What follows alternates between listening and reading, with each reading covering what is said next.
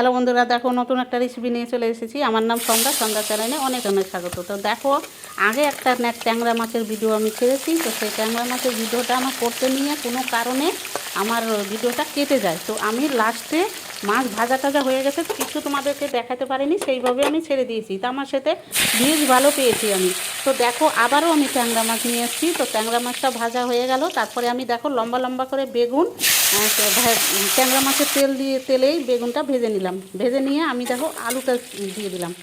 তো দেখো পেঁয়াজ দিয়ে দিলাম। তো এইভাবে ট্যাংরা মাছ, আর দেখো টমেটো দিয়ে দিলাম। এইভাবে ট্যাংরা মাছ খেতে ভালো লাগে, এইভাবে ঝোল করে। তো দেখো আমি হলুদ আর লবণ দিয়ে দিলাম।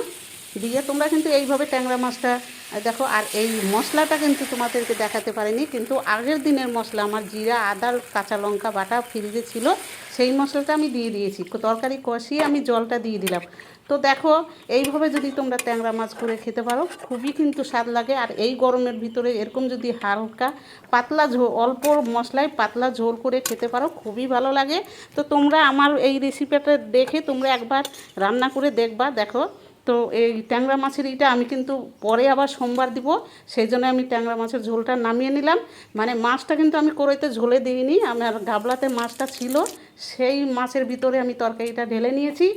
বেগুন কিন্তু আমার ভাজাতেই গলে গেছে, পরে আমার বেগুন জাল দেওয়ার কোনো দরকার নাই। তো দেখো, ফোড়নে আমি জিরা আর শুকনো লঙ্কা দিয়েছি, তারপরে ফোড়ন দিয়ে দিয়েছি।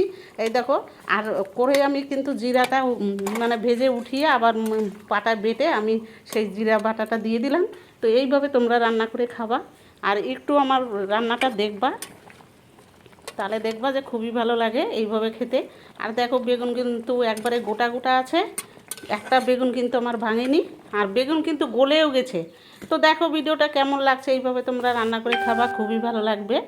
তো যদি আমার রান্না দেখে তোমাদের ভালো লাগে, তাহলে একটা সাবস্ক্রাইব করবা আর ফলো করবা।